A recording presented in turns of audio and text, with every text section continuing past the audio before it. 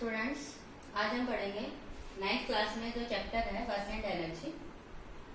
Students, terms दोनों बड़ी easy हैं, लेकिन जिस वर्क की बात हम अपने फिजिक्स में करेंगे वो वर्क हमारी डेली लाइफ के वर्क से बिल्कुल डिफरेंट है।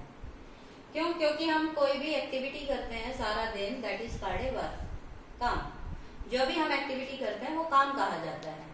जैसे कि हमने कहा कि आज हमने सारा दिन पढ़ाई की, सारा दिन हमने अपना रिटर्न वर्क किया, हम बड़े थक गए, तो हमने काम किया है। लेकिन जो हमारी फिजिक्स है, उस फिजिक्स में वर्क की डेफिनेशन हमारी डेली लाइफ के वर्क से बिल्कुल डिफरेंट है। कैसे? क्योंकि जो वर्क इन फिजिक्स है वो तब होता है जब हम कहें कि किसी ऑब्जेक्ट पे फोर्स लगे और वो फोर्स अप्लाई करने से ऑब्जेक्ट करे displacement in the direction of force. तो जब कोई ऑब्जेक्ट डिस्प्लेसमेंट करता है in the direction of force, then we say work has done. Okay, अगर किसी बॉडी पे फोर्स लगता है और वो उस फोर्स की डायरेक्शन में डिस्प्लेसमेंट करता है, then we say work has done. लेकिन स्टूडेंट्स, जो वर्क है वो पॉजिटिव भी हो सकता है, नेगेटिव भी हो सकता है और जीरो भी हो सकता है। ऐसा क्यों? क्योंकि ये जो पॉजिटिव, नेगेटिव और जीरो होने की कंडीशन है वर्क की, वो किस वजह से है? क्योंकि हमारा फोर्स और डिस्प्लेसमेंट दोनों ही वेक्टर है। स्टूडेंट्स, आपने वेक्टर क्वांटिटीज के बारे में पढ़ा होगा कि vector quantities are those which has magnitude as well as direction.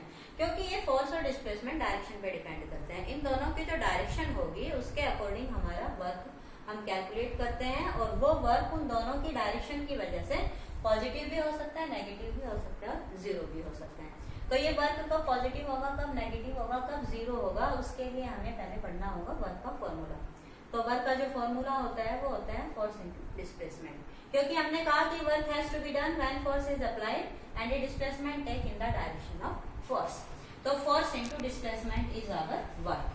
तो वर्क को डिनोट करते हैं W से, फोर्स को डिनोट करते हैं F से और डिस्प्लेसमेंट को डिनोट करते हैं D से।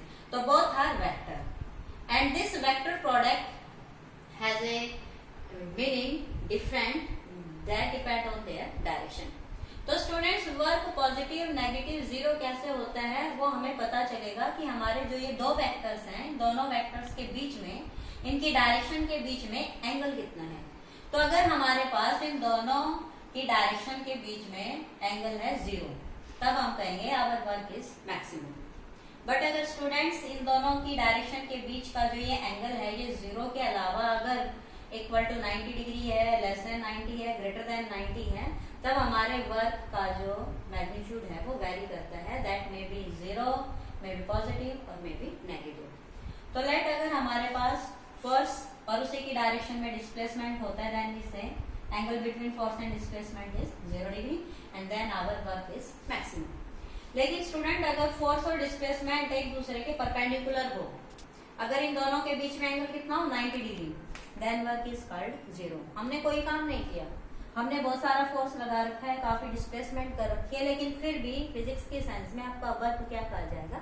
जीरो। इसके जो एग्जाम्पल है वो आपका है लेट, जैसे कि कोई कुली है, वो बेचारा सारा दिन काम करता है, सारा दिन बोझड़ होता है। क्या है कि वो अपने सिर पे जो वजन उठा के चलता है, मीन्स उसका बॉडी प्लस जो ऑब्जेक्ट उसके सिर पे है, उन दोनों के ऊपर एक फोर्स लग रहा है। वो फोर्स किसका होता है? ग्रेविटी का फोर्स।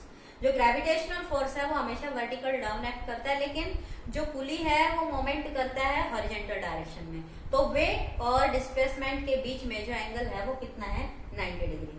तो अगर फोर्स और डिस्प्लेसमेंट दोनों वेक्टर्स के बीच में अगर एंगल कितना है 90 degree, then your work is said to be zero.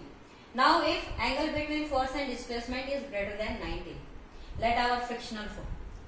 जो फ्रिक्शन फोर्स है वो दो ऑब्जेक्ट्स के कांटेक्ट के बीच में होता है। तो जब हम किसी बॉडी पे फोर्स लगाते हैं, ओके, तो ये जो ऑब्जेक्ट है ये जिस भी दूसरे सरफेस के कांटेक्ट में है, लाइक इसको ग्राउंड पे रखा हुआ है, तो हमारा जो ग्राउंड इस बॉडी के कांटेक्ट में है, दोनों के कांटेक्ट की वजह से यहाँ एक फोर्स लगता है पॉजिटिव डायरेक्शन में, जिसे हम कहते हैं फ्रिक्शनल फोर्स। तो अगर हमने इस पे फोर्स लगाया तो इसके साथ ही फोर्स ओरिजिनेट हो जाता है कांटेक्ट्स की वजह से, फ्रिक्शनल फोर्स। तो अगर हम वर्क कहें फॉर द फ्रिक्शनल फोर्स, तो हमारे फ्रिक्शन फोर्स की डायरेक्शन अप्लाइड फोर्स से क्या होती है? अपोजिट। और जो हमारा डिस्प्लेसमेंट था वो क्या था? फॉरवर्ड डायरेक्शन में। तो हमारा जो वर्क होगा फ्रिक्शनल फोर्स के लिए, उन दोनों में जो एंगल है वो ग्रेटर देन 90 है, और यहाँ हम देखें तो एंगल होता है 180 डिग्री। अंडरस्टैंड? तो अब जो वर्क होगा फोर्स और डिस्प्लेसमेंट के डायरेक्शन की वजह से angle is greater than 90, angle is 180 degree, then this work is called negative work. So work done in case of frictional force is negative because force and displacement are acting opposite directions. Work done in case of gravity when weight is acting vertical down and displacement take in the horizontal direction, mean theta between force and displacement vector is 90, then our work is 0. And if angle is less than 90 means हमने किसी object को displace किया, इस पे जो force लगा है वो लेट है इस डायरेक्शन में, अंडरस्टैंड। लेकिन ये जो फोर्स लगा है हमें इस फोर्स की डायरेक्शन में डिस्प्लेसमेंट चाहिए कि अगर हम इस ऑब्जेक्ट पे फोर्स लगाते हैं और उस फोर्स की जो डायरेक्शन है वो हमारी है ये वाली, ओके। तो हमारा जो फोर्स है और इसका डिस्प्लेसमेंट हम इस तरह से लें, इस डायरेक्शन में लें, तो अब हम फोर्स और डिस्प्लेसमेंट के बीच में जो एंगल बना थीटा ये एक्चुअली लेस देन 90 है। तो इस सिचुएशन में जो हमारा वर्क होगा वो पॉजिटिव तो होगा लेकिन इस वर्क से कम होगा। मीन्स हमारे पास मैक्सिमम वर्क तभी होगा जब हमारे पास फोर्स और डिस्प्लेसमेंट दोनों क्या होंगे इन द सेट डायरेक्शन। अब स्टूडेंट बात आती है वर्क को हम मेजर करते हैं by the product of force and displacement. अब इसकी यूनिट की अगर हम बात करें तो इसकी जो यूनिट होगी वो होगी, जैसे जो फोर्स है फोर्स को हम मेजर करते हैं न्यूटन में और डिस्प्लेसमेंट को हम मेजर करते हैं मीटर में, तो जो वर्क है उस वर्क की यूनिट होगी न्यूटन मीटर। लेकिन स्टूडेंट इसको हम एक दूसरी फॉर्म में भी कन्वर्ट कर सकते हैं कि न्यूटन मीटर को क्या भी कहा जाता है जूल। वर्क की जो ऐसा यूनिट है वो होती है जूल, मीन्स जो न्यूटन मीटर है वो किसके इक्वल होता है जूल के। जूल एक साइंटिस्ट रहे हैं, उन्हीं के पार्टिसिपेशन इन फिजिक्स की वजह से वर्क की जो ऐसा यूनिट है उसका नाम क्या रखा गया है जूल। तो अगर हम ये कहना चाहें कि 1 जूल ऑफ वर्क कब होगा, what is 1 joule of work, तो 1 जूल ऑफ वर्क तब होगा जब फोर्स कितना लगे 1 न्यूटन और डिस्प्लेसमेंट कितना हो 1 metre, then our work is said to be 1 joule and 1 joule of work is 1 newton metre. Students जो वर्क है वो एक स्केलर क्वांटिटी है, कहने को तो फोर्स और डिस्प्लेसमेंट दोनों वेक्टर हैं, लेकिन ये जो दोनों वेक्टर्स हैं इन दोनों की जो प्रोडक्ट है वो प्रोडक्ट में हमने डेफिनेशन क्या कही थी कि force is applied on a body and displacement take in the direction of force. तो जो डिस्प्लेसमेंट होगा वो फोर्स की डायरेक्शन में होगा, understand, that is why work is a scalar. तो जो वर्क है वो प्रोडक्ट तो है दो वेक्टर क्वांटिटीज का, लेकिन बावजूद उसके इट इज ए स्केलर। तो work is a scalar quantity and its SI unit is joule and joule is also called newton metre. Okay students हम पढ़ेंगे एनर्जी के बारे में। देखिए हम जो भी काम करते हैं उस काम को करने के लिए हमें जो एजेंट चाहिए that is called energy. Means जैसे कि हमें अपने डेली लाइफ के काम करने हैं, सिंपली यही मान के चलिए हमें अपने घरेलू काम करने हैं, तो सबसे पहले हमारे शरीर को क्या चाहिए खाना। तो जो हमने खाना खाया है वो एक तरह की क्या है एनर्जी, कि जो काम हम अपने शरीर से करेंगे उन काम को करने के लिए हमारे शरीर में एनर्जी की जरूरत है and that energy is our food. तो स्टूडेंट्स जो वर्क है उस वर्क को करने की जो कैपेसिटी है, वर्क जिस एजेंट के थ्रू किया जाता है दैट इज कॉल्ड एनर्जी। तो अगर हम एनर्जी की डेफिनेशन देना चाहें तो energy simply you can write capacity to do work. तो energy is equal to work. ये मान के चलिए कि जितनी आपके पास एनर्जी है उतना ही आप वर्क कर सकते हो। दूसरी बात, जितना आपको काम करना है आपको उसी के अकॉर्डिंग क्या चाहिए एनर्जी। तो स्टूडेंट्स हमारी डेली लाइफ में बहुत तरह के काम होते हैं और उन्हीं काम के लिए, उन्हीं वर्क्स के लिए हमें अलग अलग काम है तो एनर्जी भी क्या होगी अलग अलग। तो हमारे डेली लाइफ में कुछ जर्नल्स एनर्जी की टाइप है, वैसे तो एनर्जी की बहुत सारी फॉर्म है लेकिन कुछ मैंने यहाँ लिख दी है, जैसे कि potential energy, kinetic energy, chemical energy, heat energy, light energy, electrical energy, wind energy etcetera. कहने का मतलब ये है कि आप अर्थ पे जिस भी तरफ जाओगे, जिस भी काम की बात करोगे, हर काम के लिए डिफरेंट फॉर्म ऑफ एनर्जी की हमें जरूरत होगी। तो हमें लेट्स 1 by 1 इनके बारे में थोड़ा सा डिस्कस कर लेते हैं। First of all potential energy. देखिए जो पोटेंशियल एनर्जी होता है वो होता है energy due to the position of a body. जब किसी ऑब्जेक्ट को हम कोई पोजीशन देते हैं, उस पोजीशन की वजह से उस बॉडी के अंदर एक एनर्जी स्टोर हो जाती है और तब वो ऑब्जेक्ट अपनी उस पोजीशन की वजह से कुछ काम करने के एलिजिबल हो जाता है। फॉर एग्जाम्पल अगर हम ये कहें कि हमें हम किसी हथौड़े को उठा के ऊंचाई पे रखते हैं, अगर हम हथौड़े को ऊंचाई पे नहीं लेके जाएंगे तो हथौड़ा अपना काम नहीं कर सकता। अंडरस्टैंड? या ये कहिए कि अगर हम किसी चीज को ऊपर से छोड़ते हैं तो वो जैसे जैसे नीचे जाती है, किसी चीज से टकराती है, तो वो हीट साउंड प्रोड्यूस करती है। मतलब अगर हीटिंग का काम भी है, साउंड का काम भी है, तो उसके लिए हमें कोई पोजीशन एक्वायर करनी पड़ेगी। इसी तरह से जैसे घंटी बजानी है, तो घंटी बजाने के लिए हमें हथौड़े को कुछ डिस्टेंस पे रखना पड़ेगा, then it strike to the bell and a sound will produce. तो जो साउंड प्रोड्यूस करने का काम है, उसके लिए क्या जरूरी था? Position between hammer and bell. तो ऑब्जेक्ट्स के अंदर पोजीशन की वजह से एक स्पेशल काइंड ऑफ एनर्जी है जिसे हम क्या कहते हैं? Potential energy. Now kinetic energy. Kinetic का मतलब होता है रिलेटेड टू मोशन। तो कुछ ऑब्जेक्ट्स ऐसे हैं वो मोशन में रह के भी कई काम कर सकते हैं। जैसे अगर मोशन होगा तभी हम एक जगह से दूसरी जगह मूवमेंट कर सकेंगे। तो जो मूविंग ऑब्जेक्ट्स हैं, they do work and this energy due to the motion is known as kinetic energy. जैसे कि मूविंग कार, अगर हमें एक जगह से दूसरी जगह जाना है तो मूवमेंट होना जरूरी है, चाहे हम पैदल करके जाएं, चाहे हम कार से जाएं। मीन्स मोशन अगर ऑब्जेक्ट में होगा देन वी कैन डिस्प्लेस, और हमने जो डिस्प्लेसमेंट किया है actually this is the work. तो काइनेटिक एनर्जी को हम क्या लिख सकते हैं सिंपल फॉर्म में? Energy due to the motion in the objects. Chemical energy, chemical energy होती है due to the chemical reactions. जब two or more substance react with each other, they produce some kind of product, and that product can be used for our useful work, and this product is also is used for a useful work, and that product is actually called chemical energy. For example, जैसे कि हम simply बात करते हैं chemical reactions में, like your photosynthesis।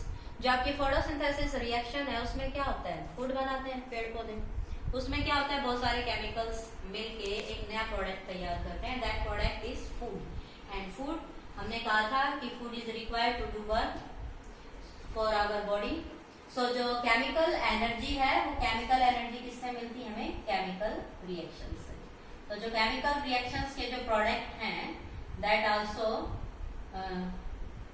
For the useful work, so this energy from the chemical reactions can be called chemical energy. Heat energy, heat energy को हम क्या बोलते हैं? Sensation of hotness. तो ये जो हीट एनर्जी है, हमें पता है कि अगर हमें पानी गर्म करना है तो हीट चाहिए, खाना पकाना है तो हीट चाहिए। अंडरस्टैंड? तो जो हीट प्रोवाइड करने का जो काम है, हीट से जो काम होता है, that energy is called heat energy. Understand? Light energy, जैसे कि स्टूडेंट्स अगर लाइट है तो हम ऑब्जेक्ट्स को देख सकते हैं, हम अपने सराउंडिंग को देख सकते हैं। तो देखना भी काम है, जितने भी सारे काम हैं उन सब काम को करने के लिए लाइट का होना बहुत जरूरी है। तो light is also required to our work, so light is also a form of energy. Electrical energy, students आजकल सारे काम घरों में इलेक्ट्रिसिटी डिपेंडेंट हो गए हैं, जैसे कि electric motor, electric fan, cooler, heater, geyser etcetera. तो जो हमारे इलेक्ट्रिकल इक्विपमेंट्स हैं जो कि करंट से काम करते हैं, तो जो करंट की एनर्जी है that is called electrical energy. तो इलेक्ट्रिसिटी से जितने भी हमारे इलेक्ट्रिकल अप्लायंस काम करते हैं उनमें जो इलेक्ट्रिसिटी की रिक्वायरमेंट होती है, तो that electricity is also a form of energy, this is called electrical energy. Now wind energy, students जो मूविंग एयर है उसे विंड कहा जाता है, और जो मूविंग एयर है इससे भी काम होते हैं। जैसे हमारे पहले के टाइम में अगर हवा चल रही है तो जैसे अनाज को साफ किया जाता है। सो जो आज के टाइम में जो विंड एनर्जी है उसकी हेल्प से इलेक्ट्रिसिटी भी प्रोड्यूस की जाती है। जो विंड मिल है उसकी यूज से इलेक्ट्रिसिटी है, और इलेक्ट्रिसिटी से ही सारे काम होते हैं आजकल। सो जो एयर है, मूविंग एयर है, उसकी एनर्जी को भी हम यूटिलाइज कर सकते हैं अपने रोजमर्रा के काम के लिए, इलेक्ट्रिसिटी प्रोडक्शन के लिए। तो wind also has energy and this is called wind energy. इसी तरह से स्टूडेंट्स न्यूक्लियर एनर्जी है, ओशंस एनर्जी है एंड वाटर एनर्जी है। तो there is a lot of form of energy, but हमारे सिलेबस के अकॉर्डिंग अगर हम बात करें तो हमें इन दो के बारे में पढ़ना है। तो now we will discuss one by one about potential energy and kinetic energy. तो first of all we discuss about potential energy.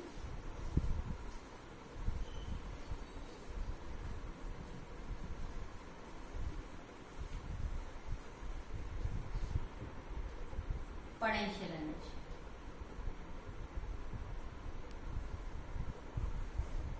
हमने बताया था कि जो पोटेंशियल एनर्जी है it is actually energy store in a body due to position of an object.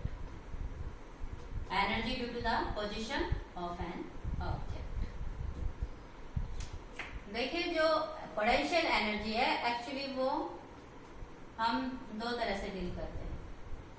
One is the gravitational potential energy and one is the elastic potential energy. Students जो gravitational potential energy है, gravitation के बारे में आपने पढ़ा होगा कि जो दो ऑब्जेक्ट्स हैं उनके मास की वजह से उनके बीच में एक फोर्स ऑफ अट्रैक्शन रहती है। सो उसी कॉन्सेप्ट पे बेस एनर्जी है that is called gravitational potential energy. और हम जिस ग्रेविटेशनल फोर्स की बात कर रहे हैं वो हम बात कर रहे हैं अर्थ के लिए। तो ऑन अर्थ अगर हम किसी ऑब्जेक्ट को अर्थ सरफेस से कुछ हाइट पे रख दें एट ए हाइट h, तो it acquire some energy. Understand? Let इस ऑब्जेक्ट का जो मास है वो है m और उसको ग्राउंड से हमने h हाइट पे रख दिया है। तो इसको यहाँ से यहाँ तक उठाने में हमने क्या किया, वर्क। और हमने जो इसको यहाँ से यहाँ तक उठाने में वर्क किया वो वर्क इस बॉडी के अंदर पोटेंशियल एनर्जी के रूप में स्टोर हो जाता है। मीन्स जब हम इसको यहाँ से रिलीज करते हैं, जब ये ग्राउंड पे आता है तो it is eligible to do some work. Like our hammer. अगर हम एक हैमर को यहाँ से उठा के कुछ हाइट पे ले जाते हैं और जैसे हम इसको यहाँ से रिलीज करते हैं तो हैमर किसी चीज को क्रैक करने का काम करता है। तो किसी ऑब्जेक्ट को अगर क्रैक करना है, किसी ईंट को अगर तोड़ना है, तो पहले हथौड़े को किसी हाइट तक हम लेके जाएंगे, वहां से फिर हम रिलीज करेंगे, then it is eligible to do work to break this brick. Understand? तो जब किसी ऑब्जेक्ट को हम ग्राउंड सरफेस से कुछ हाइट पे रखते हैं तो it store A energy and that energy is called gravitational potential energy. तो जैसे हमने वर्क को मेजर किया था वैसे ही एनर्जी को भी मेजर किया जाता है। और जो ग्रेविटेशनल पोटेंशियल एनर्जी है इसको मेजर करने का जो फॉर्मूला है, फर्स्ट ऑफ ऑल जो ग्रेविटेशनल पोटेंशियल एनर्जी है उसको सिंपली P से लिख सकते हो, पोटेंशियल एनर्जी PE लिख सकते हो, P लिख सकते हो, या you can right PU। Gravitational potential energy का सिंबल आप U भी यूज कर सकते हो और PE भी कह सकते हैं। तो जो पोटेंशियल एनर्जी है,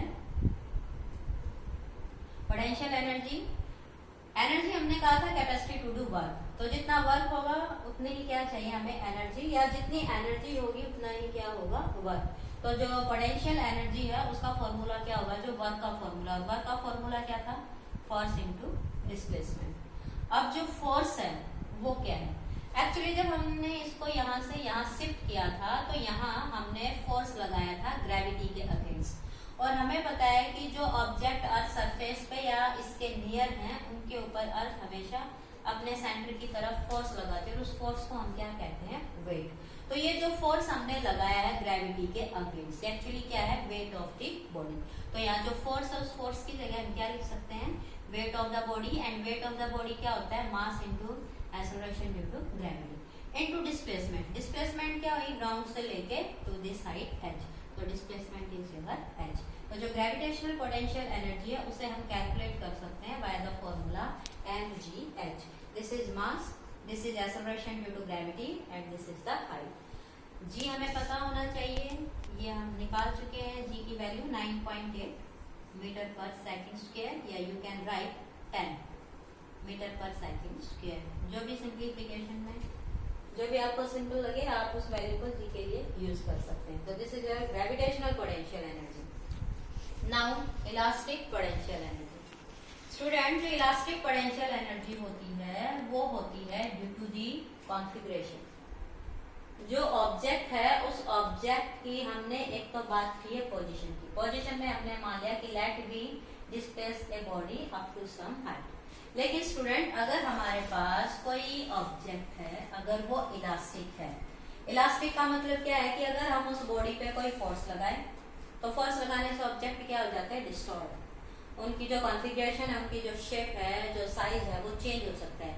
लेकिन अगर हम उस फोर्स को रिमूव कर दें तो फोर्स रिमूव करने के बाद अगर वो बॉडी अपनी ओरिजिनल फॉर्म को रिगेन करने में एलिजिबल है, then we say object is elastic.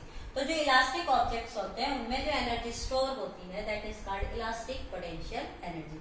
तो फॉर एग्जांपल लेट अपने पास एक स्प्रिंग है या बलून है, तो लेट अपने पास कोई बलून है, तो जब हम किसी बलून को कंप्रेस करते हैं तो इसकी जो शेप है वो चेंज हो जाती है, इसका जो साइज है वो चेंज हो जाता है, और जैसे हम इस फोर्स को रिलीज करते हैं तो ये अपनी ओरिजिनल फॉर्म में आ जाता है।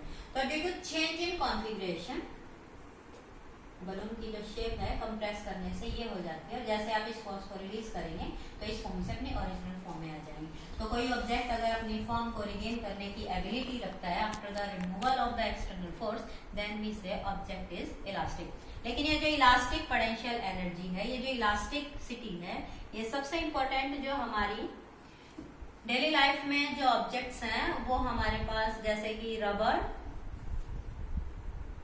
और स्टील, इनमें यूज हम करते हैं। तो जो स्टील और रबर हैं उनकी इलास्टिक पोटेंशियल एनर्जी की हम बात करते हैं। तो फॉर एग्जांपल लेट हम स्टील का कोई स्प्रिंग बना लेते हैं, तो जो कोई स्प्रिंग है अगर आप स्प्रिंग को स्ट्रेच करते हैं तो due to the stretching it regain energy and it is called elastic potential energy. अगर आप इस स्प्रिंग को कंप्रेस करते हैं तो कंप्रेशन की वजह से भी it store A potential energy. तो जब ऑब्जेक्ट का कॉन्फ़िगरेशन चेंज कर दिया जाता है तब उसके अंदर काम करने की एबिलिटी स्टोर हो जाती है, और due to the change in configuration अगर ये कोई काम करता है तो that is called its elastic potential energy. For example जैसे कि स्प्रिंग हमने देखे हैं, जैसे कि जो सॉकर्स होते हैं व्हीकल्स में, वहाँ जो स्प्रिंग है वो स्प्रिंग एक्सटेंड और कंप्रेस होता है ताकि झटके कम लगे। तो ये जो स्प्रिंग है इसकी यूटिलिटी है हमारी डेली लाइफ में, सॉकर्स की फॉर्म में हम इन्हें यूज करते हैं, और ये हमारा काम करता है कि हमें झटके ना लगे, झटके रिड्यूस हो जाएं। तो वो जो जर्स होते हैं टूटे फूटे रोड पे, उनको रिड्यूस करने के लिए हमने जो मटेरियल यूज किया है वो हमारे पास क्या होता है, steel in the form of spring. तो ये जो स्प्रिंग कभी एक्सटेंड होता है, कभी स्प्रिंग कंप्रेस होता है, तो ये अपना काम करता है, and for that work it store A potential energy. तो जो इलास्टिक पोटेंशियल एनर्जी है उसका भी एक फॉर्मूला है, तो दैट इज हाफ के एक्स स्क्वायर।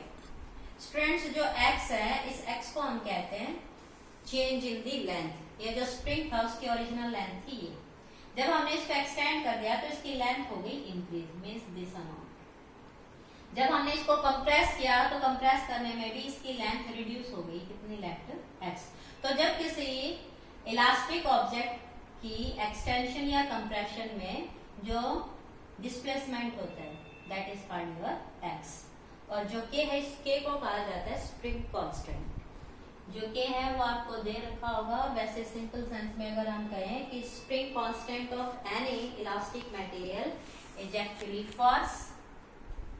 जब हम इस स्प्रिंग पे फोर्स लगाते हैं तो फोर्स लगाने से इसमें जो डिस्प्लेसमेंट हुई है आइदर इन एक्सटेंशन और इन कंप्रेशन, तो जो डिस्प्लेसमेंट हुई है that is called your spring constant. तो मैं कहूं कि स्प्रिंग कांस्टेंट को डिफाइन कीजिए, तो स्प्रिंग कांस्टेंट अगर हमने ये देखा कि इसमें जो एक्सटेंशन है वो हुई है 1 unit, understand, 1 millimetre, 1 centimetre, 1 metre जो भी है, मीन्स उसका मैग्नीट्यूड 1 होना चाहिए। तो अगर इसमें एक्सटेंशन या डिस्प्लेसमेंट 1 यूनिट की है, if x is 1 then k is equal to f। तो जो स्प्रिंग कांस्टेंट है वो है force required to change its length by unit, understand. तो spring constant is the force per unit length. तो this is elastic potential energy. तो potential energy may be gravitational or may be elastic। तो gravitation होता है due to the position of object from the surface of earth, means due to the height from the surface of earth। और जो elastic potential energy है वो होता है in the elastic object due to their extension। तो जो gravitational potential energy है उसको मेजर करते हैं mgh से, और जो elastic potential energy है उसे मेजर करते हैं half kx square. Okay students, अब हम पढ़ेंगे काइनेटिक एनर्जी के बारे में। सो हमने बताया था कि जो काइनेटिक एनर्जी है वो होती है energy in a body due to its motion, due to the motion. कि जो ऑब्जेक्ट मोशन में होते हैं उनके अंदर भी काम करने की एबिलिटी होती है, and that ability to do work due to their motion, that stored energy is known as kinetic energy. Student, जो काइनेटिक एनर्जी है, फॉर एग्जाम्पल अगर हम बात करें कि काइनेटिक एनर्जी इन विच, जैसे कि हम बोलते हैं बो एंड एरो, कि जो धनुष और तीर होता है उसमें क्या होता है कि जब हम धनुष पे तीर को रखते हैं तो हम उसको पहले स्ट्रेच करते हैं, और जैसे हम उसको स्ट्रेच करेंगे और स्ट्रेच करके उसे रिलीज करते हैं तो वो मोशन में आता है, और उस मोशन की वजह से जब वो मोमेंट में होता है then he can hit the target. तो अगर किसी टारगेट को हिट करना है तो हमें उस एरो को क्या देनी पड़ेगी, वेलोसिटी। तो due to motion it can hit the target. Same in the case of gun and bullet. जो गन होती है, जैसे हम बुलेट फायर करते हैं तो जो मूविंग बुलेट है it can hit the target. तो जो मूविंग ऑब्जेक्ट्स हैं they can do work, and for that work the motion possess energy and this energy is called kinetic energy। Student, जो kinetic energy है उसको हम denote करते हैं kT से। अब जब हम इसकी वैल्यू डिफाइन करना चाहेंगे कि काइनेटिक एनर्जी का मैग्नीट्यूड कितना होगा, तो हमने कहा था कि energy is capacity to do work, तो kinetic energy is also work, और वर्क हमने क्या लिखा था, फोर्स इनटू डिस्प्लेसमेंट। लेकिन इसका जो फॉर्मूला है वो फोर्स इनटू डिस्प्लेसमेंट के अलावा एक नई फॉर्म में आएगा, क्योंकि हमने बात की है कि kinetic energy energy in a body due to its motion, और मोशन में क्या होती है, वेलोसिटी। तो हमें इसे कन्वर्ट करना पड़ेगा in the form of motion, means in the form of velocity. For this let take we have an object of mass m, हमने इस पे फोर्स अप्लाई किया F, इसने डिस्प्लेसमेंट की, let it displace to a distance s। देखिए object पे जब force लगता है तो फोर्स से क्या प्रोड्यूस होता है, एक्सेलरेशन। अंडरस्टैंड? तो यहाँ एक टर्म आ गई एक्सेलरेशन और डिस्प्लेसमेंट, और जब ऑब्जेक्ट एक्सेलरेट होता है तो इसकी वेलोसिटी चेंज हो जाती है, क्योंकि acceleration is the change in velocity, और फोर्स लगता है तो फोर्स से क्या हो सकता है, चेंज इन द वेलोसिटी। तो लेट इसकी इनिशियली जो वेलोसिटी थी वो थी u, और जब इस पे फोर्स लगा तब इसकी वेलोसिटी s डिस्प्लेसमेंट करते करते क्या हो गई, v। तो हमारे पास एक रिलेशन है u, a, s और v के लिए, और वो हमारे पास रिलेशन क्या है, v square minus u square is equal to 2as। हम u, v, a, s को इस इक्वेशन के थ्रू रिलेट कर सकते हैं। तो हमने कहा था कि वर्क होता है फोर्स इनटू डिस्प्लेसमेंट, तो डिस्प्लेसमेंट हमारे पास क्या है, s। तो आप यहाँ से डिस्प्लेसमेंट निकालिए, मीन्स s निकालिए, वो क्या हो जाएगा, v square minus u square upon 2a। Understand? तो यहाँ जो हमारा फोर्स है वो फोर्स क्या है, हमने फोर्स भी पढ़ा है, फोर्स को हम क्या लिखते हैं, मास इनटू एक्सेलरेशन। इस बॉडी का मास है m, फोर्स लगा है तो इससे इसमें एक्सेलरेशन कितना है a, और इसने जो डिस्प्लेसमेंट किया है वो डिस्प्लेसमेंट कितना हो गया, s। तो now m a s, acceleration and displacement. देखिए स्टूडेंट्स, यहाँ जो आपका a इंटू एस है, आप ये कैलकुलेट कर लीजिए as। तो as क्या आ जाएगा, v square minus u square by 2। तो हम इस as की जगह क्या पुट कर सकते हैं, v square minus u square upon 2। तो ये आपके पास आ गया 1/2 m v square minus u square. Students, अगर ऑब्जेक्ट इनिशियली है एट द रेस्ट, तो आप इनिशियल वेलोसिटी को क्या लिख सकते हैं, 0, और जब आप इनिशियल वेलोसिटी को 0 लिख देंगे तो आपके पास जो काइनेटिक एनर्जी है, इस काइनेटिक एनर्जी का जो फॉर्मूला होगा वो क्या आ जाएगा, हाफ m v स्क्वायर। कि जो ऑब्जेक्ट है वो किस वेलोसिटी से मूव कर रहा है, लेट v से, इसका मास कितना है, m। The kinetic energy can be calculated by the formula half m v square. तो this is your kinetic energy.